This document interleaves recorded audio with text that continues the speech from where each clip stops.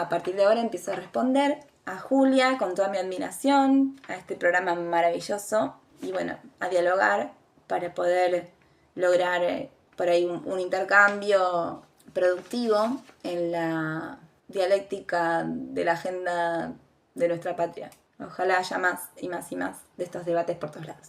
Bueno, se menciona que es un gobierno de artistas, totalmente de acuerdo, y eso es algo increíble y no es casualidad que se haya avanzado tanto, tanto, tanto y tan profundamente, porque sabían comunicar. Hablan de la preocupación por respetar al pueblo, por representarlo, ¿no? Y el rol que se le dio a la cultura, por ejemplo, el teatro de la CGT, pero bueno, yo iría mucho más profundo, muchísimo más profundo.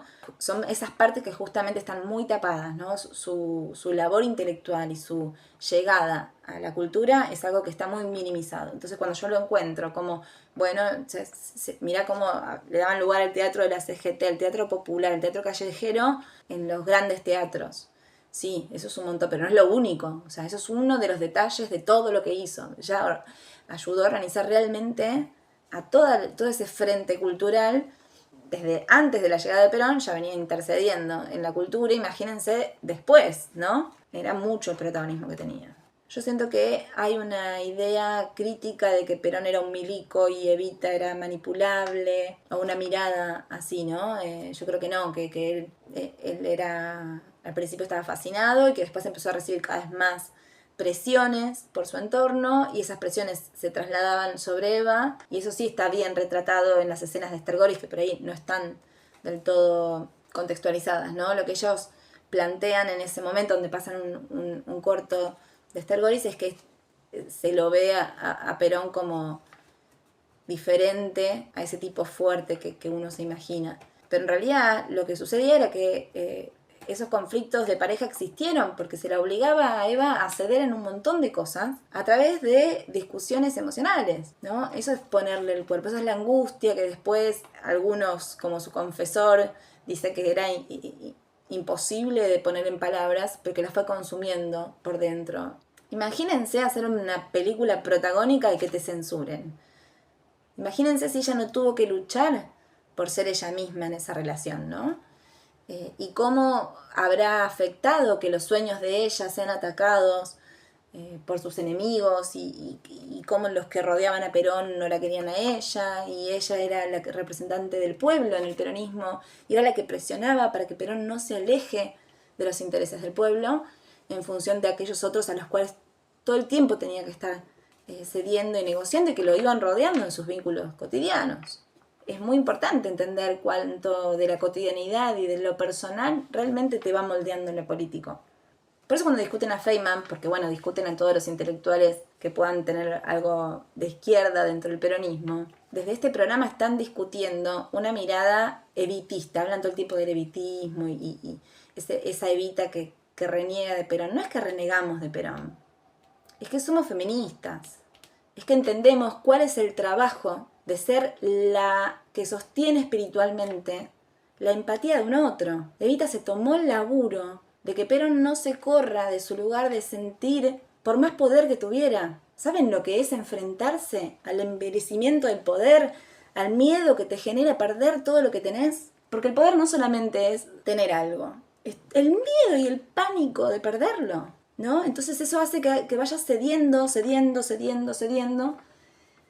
Y por eso a ella se le decía que era la inspiración, la parte espiritual del movimiento, porque de verdad su trabajo como cuidadora de la emocionalidad de un líder no se puede ver ajeno a su rol histórico, ¿entendés? Y Feynman se enoja, y toda una generación que se enoja con ese Perón que vino cuando ya no la tuvo a Eva. Ellos discuten a Feynman porque, bueno, suelen discutir a los teóricos que tienen que ver con el peronismo de izquierda, posicionándose filosóficamente ahí, un poco en ese otro lugar, más conservador.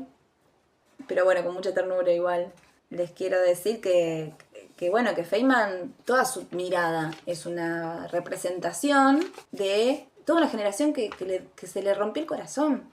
Ese mismo pueblo que quería a Evita vicepresidenta y que no pudo, volvió a vivir una situación similar, de renunciamiento a su deber histórico en los 70. Es lo que pasó y de hecho terminó viniendo igual la dictadura y demás, pero ¿por qué? Porque se le estaba cediendo espacio a los servicios de inteligencia en ese momento, que estaban ligados a lo más conservador y demás, y que van manipulando y que van creciendo siempre con intereses particulares, nunca que tengan que ver con conquistar ningún tipo de derechos, y se le estaba dando vuelta la cara a los intereses de las mayorías, ¿no? Cuando pasaba eso, estando Evita, ella funcionaba de escudo, ¿no? Y lo traía hacia el lugar del amor y de la coherencia a Perón. En cambio, en los años 70, Isabel hizo exactamente lo contrario. Isabel jugó para los servicios de inteligencia y para los intereses de los más conservadores que había en ese momento rodeando el peronismo, que no pudieron impedir el golpe de Estado, ni la violencia, ni nada, sino que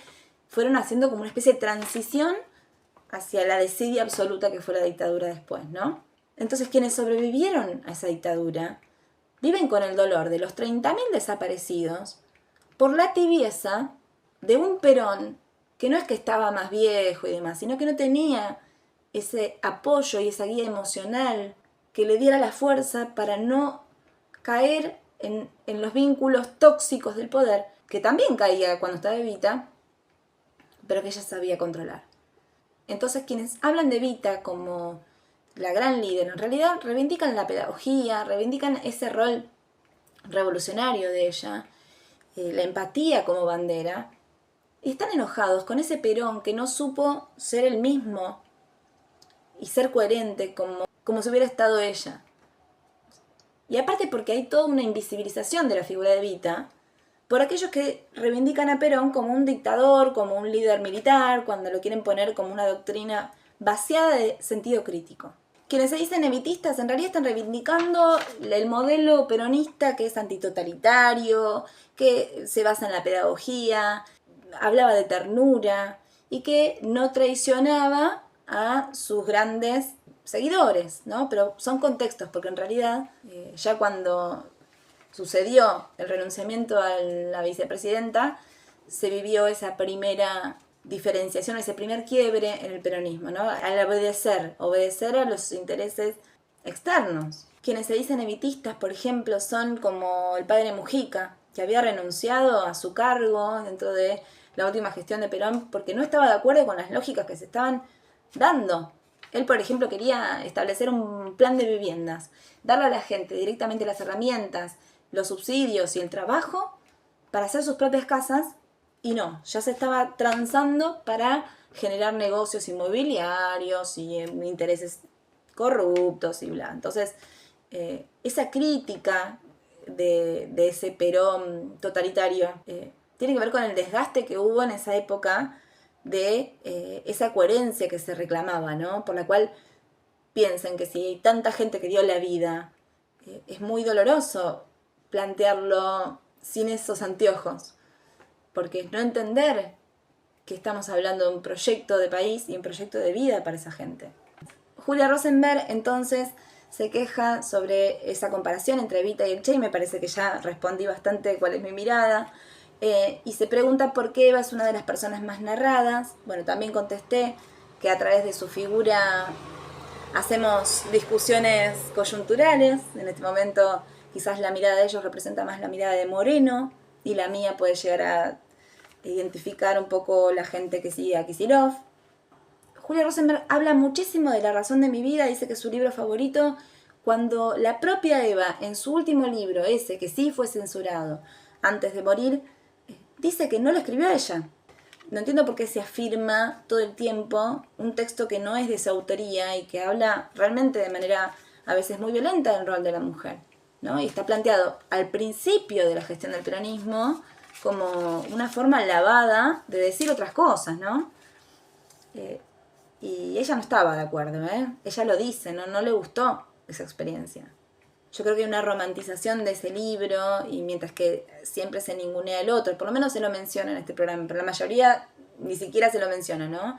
Y traen ese libro como desesperadamente para que la gente se quede ahí y nunca se olvide que la mujer tiene que ser una sometida, porque realmente hay frases que son innecesarias, y de todas las cosas que ella hizo, no puede ser que eso sea lo único que quede en la memoria colectiva. Es como que es adrede, es para ocupar el espacio, ¿no? Bueno, vamos a hablar de Evita, hablan de esto.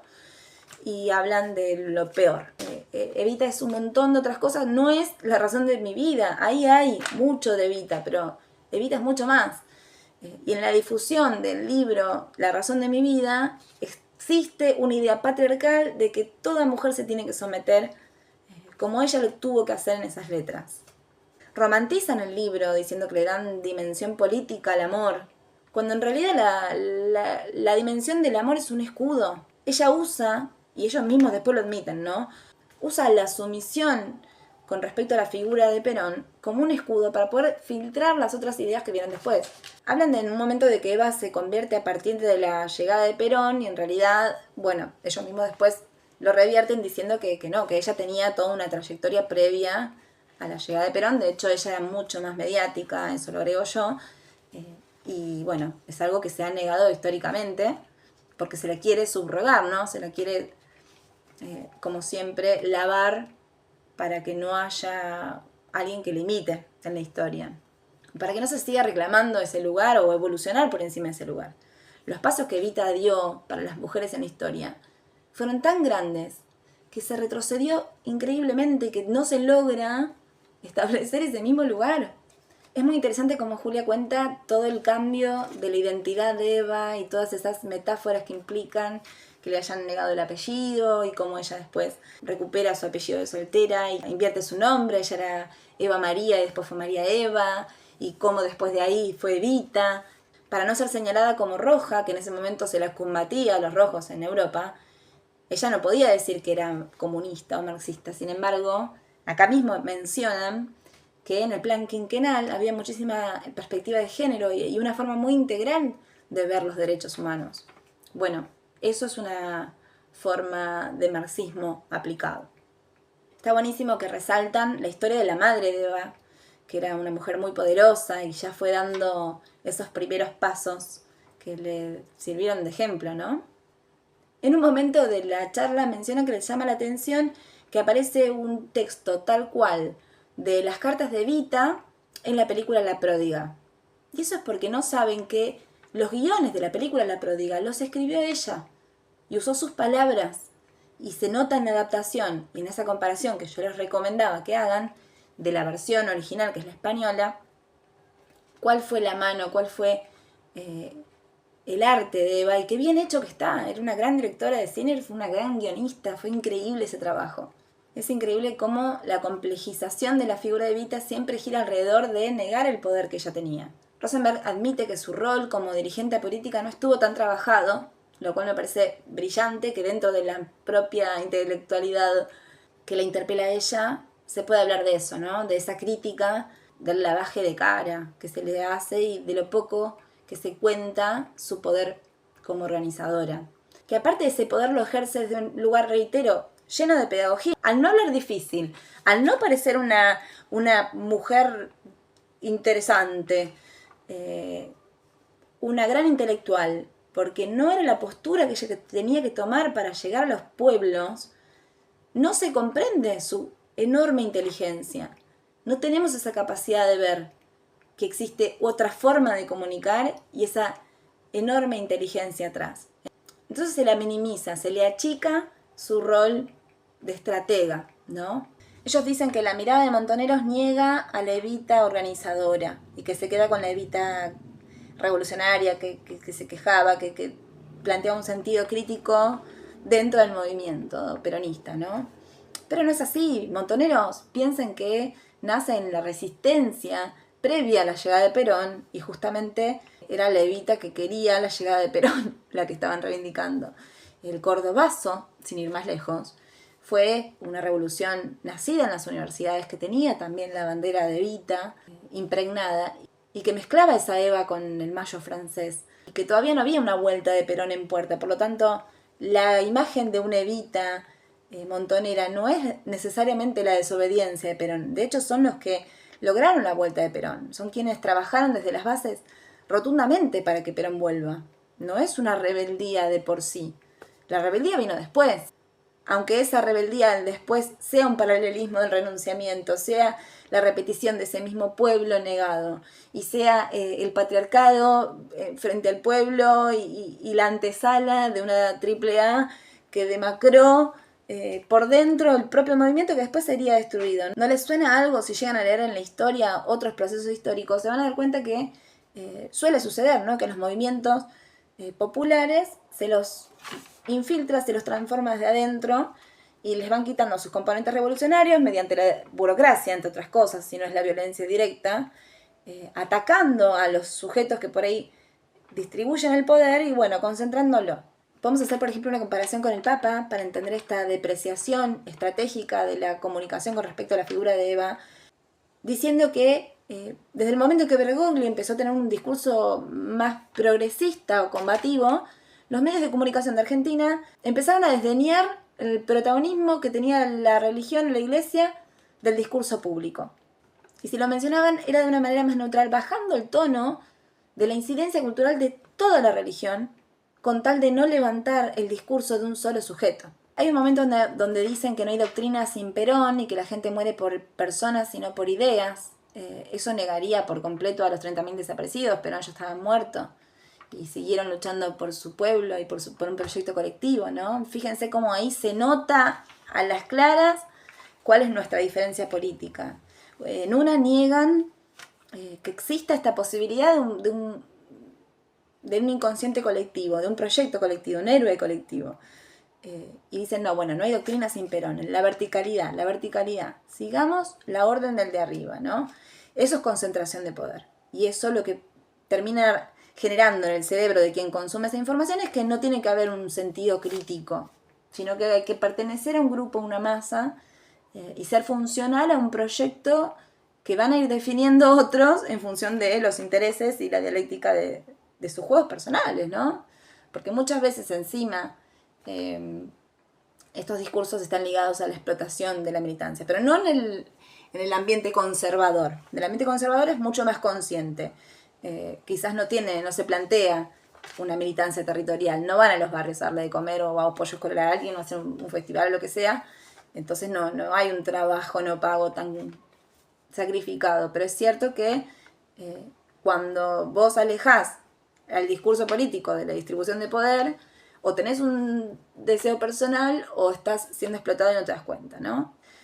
Levita, de mi mensaje, antes de morir, pide todo el tiempo que se empodere la gente, que el pueblo lo regule a Perón, que lo cuiden de que él no se vaya por los intereses de aquellos que lo rodean y que lo llevan por mal camino. Ella lo dice todo el tiempo. Le pide al pueblo que tomen el bastón de mariscal, como decía Cristina después.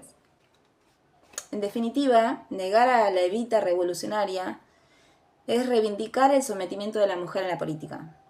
Y es una forma también de sostener la violencia política. Y la violencia política sobre las mujeres siempre termina mezclando varios tipos de violencia. Tenemos la violencia de género, por ser mujeres, la violencia política, por ser personas que discuten y distribuyen el poder, y eso sumado a la violencia laboral, que es algo que se nos mezcla a muchas personas por las ideas políticas que tenemos.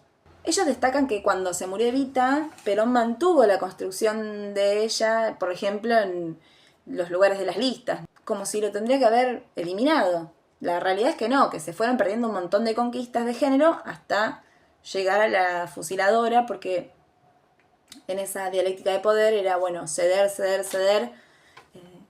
para evitar lo inminente, que nunca es suficiente, ¿no?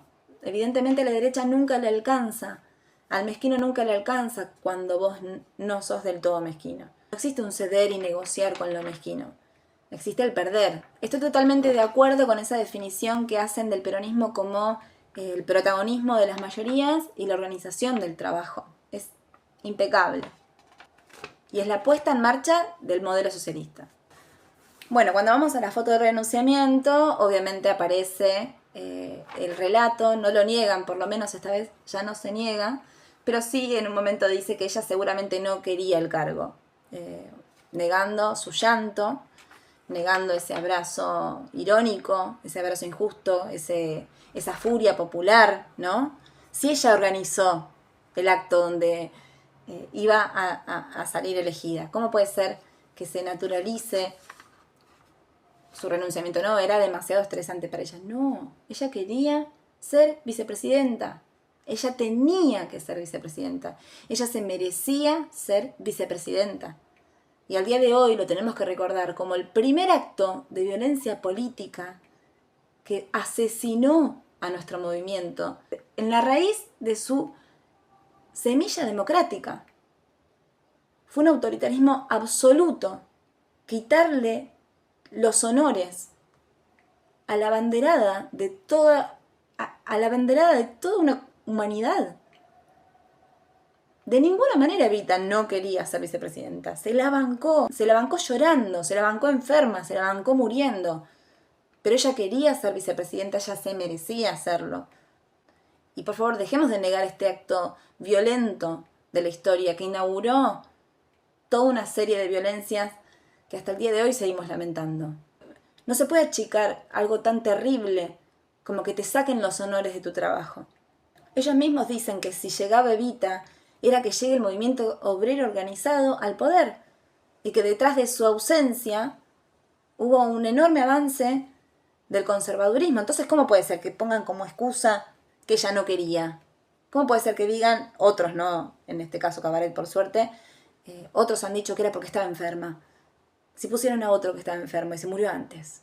Y no se murió antes por casualidad, se murió antes porque también la historia tiene su magia. El puesto estaba maldito, decían por ahí. La excusa era que ella estaba muy enferma y pusieron a otro que estaba enfermo igual que ella y se murió antes. Y el puesto quedó vacante y no se ocupó. En el abrazo de Perón con Eva, vemos a una mujer sufriendo y a un tipo que no es empático con su dolor. Vemos la mirada de Cámpora, riéndose de una situación de injusticia. No es un abrazo cualquiera, es un abrazo patriarcal. Sobre el final, su rebeldía era absoluta. Ella estaba harta de no poder tomar decisiones. Le llegaron a mentir sobre su propio cuerpo. Le dijeron que la habían vaciado cuando no era verdad. La habían operado y no le hicieron nada. Ella estaba totalmente desesperada porque veía que todo se venía a pique, ¿no? Y bueno, discute un montón de cosas que lo vemos en ese libro, Mi mensaje. Así que bueno, en definitiva no quería dejar de destacar que detrás de estos modelos de peronismo de derecha existe muchas veces esta pérdida del sentido crítico, ¿no? Y de la pedagogía como una herramienta. Se aleja el peronismo de ser una herramienta democratizante, que es lo más importante de todo, ¿no? Y que a través entonces de la estructura, cualquiera sea que defienda una forma piramidal de concentrar el poder, encontramos el aumento de las guerras, de las violencias, de los ecocidios, la pérdida de una diversidad, la falta de pasión, ¿no? Uno de los síntomas es cuando no hay pasión. Y estamos viéndolo en las marchas, por ejemplo, que falta de esa energía, de esa alegría, de esa fe en la otredad que te daba sentir que vos tenías poder y que el otro tenía poder, ¿no? Es una incertidumbre la que van generando con el avance de la doctrina por encima del proyecto de vida en la política, que para mí es muy desesperante, es muy triste, ¿no? Tengo miedo al ver que encima la política está tan concentrada, que el poder está demasiado concentrado, que son los mismos los que digitan absolutamente todo, y que no saben ver cuando sus propias estructuras no tienen riqueza por no plantearse una forma dinámica de actuar e integral, ¿no? Es como si todo fuera un show, todo es como un gran como si, cuando en realidad la política debe ser organizadora, debe llegar a la raíz del discurso de la gente y a su forma de actuar. Yo les reconozco la disciplina para el trabajo, ¿no? Y la idea esta de lealtad que tienen de no descartar a quienes trabajan con ustedes, a esta cosa de la familia con la cual uno toma proyectos en común.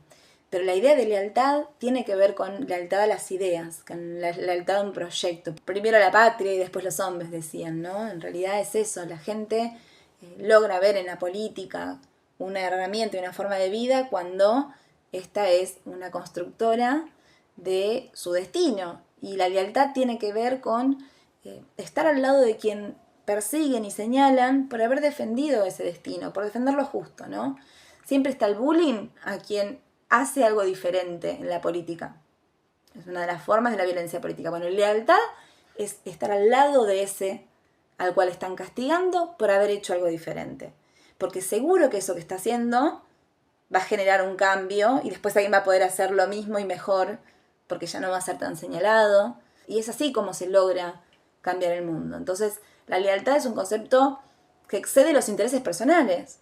Vos no defendés a este porque es tu amigo y te conviene para no quedarte solo. Vos lo defendés al que no conocés incluso, porque se la jugó por el mismo país que vos, por la misma sonrisa ajena que a vos también te atraviesa y te hace feliz. Por esa conciencia de que no se puede ser feliz en soledad y que el lado tuyo, otro no tenga nada y que vos incluso puedas disfrutar de esa diferencia. No, el peronismo es que te duela el dolor ajeno y que te haga feliz la felicidad ajena. Y por eso se habla tanto de esta Evita integral, porque es lo más revolucionario que hay, creer en la distribución del poder desde lo práctico.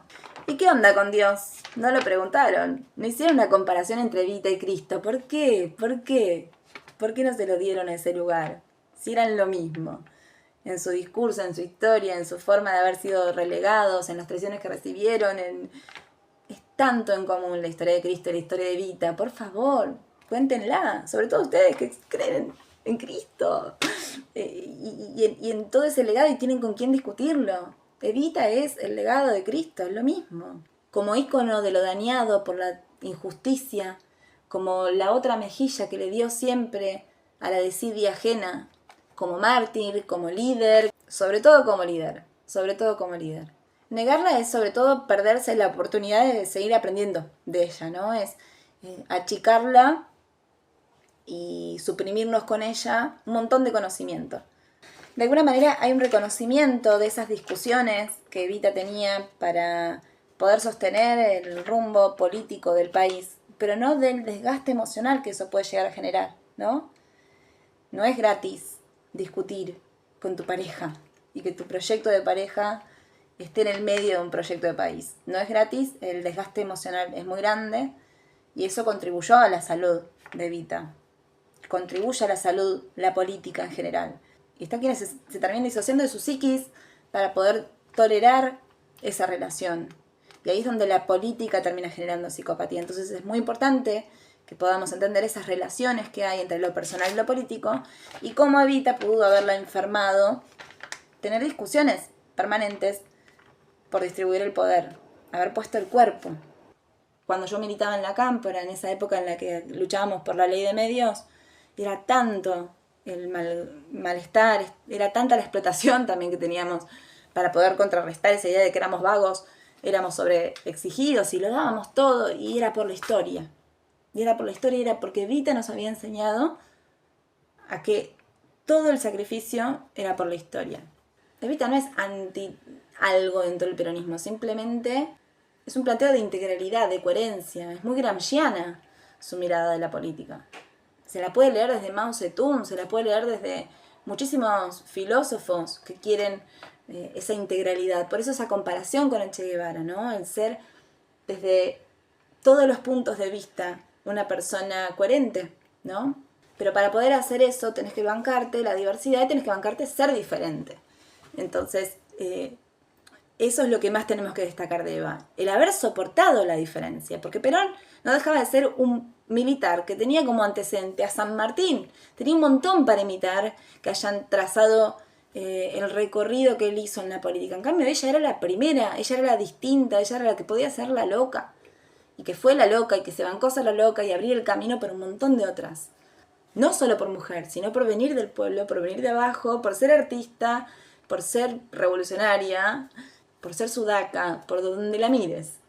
Ese mismo pueblo que quería a Evita vicepresidenta y que no pudo, volvió a vivir una situación similar, de renunciamiento a su deber histórico en los 70. Es lo que pasó y de hecho terminó viniendo igual la dictadura y demás, pero ¿por qué? Porque se le estaba cediendo espacio a los servicios de inteligencia en ese momento, que estaban ligados a lo más conservador y demás, y que van manipulando y que van creciendo siempre con intereses particulares, nunca que tengan que ver con conquistar ningún tipo de derechos, y se le estaba dando vuelta la cara a los intereses de las mayorías, ¿no? Cuando pasaba eso, estando Evita, ella funcionaba de escudo, ¿no? Y lo traía hacia el lugar del amor y de la coherencia a Perón. En cambio, En los años 70 Isabel hizo exactamente lo contrario. Isabel jugó para los servicios de inteligencia y para los intereses de los más conservadores que había en ese momento rodeando el peronismo,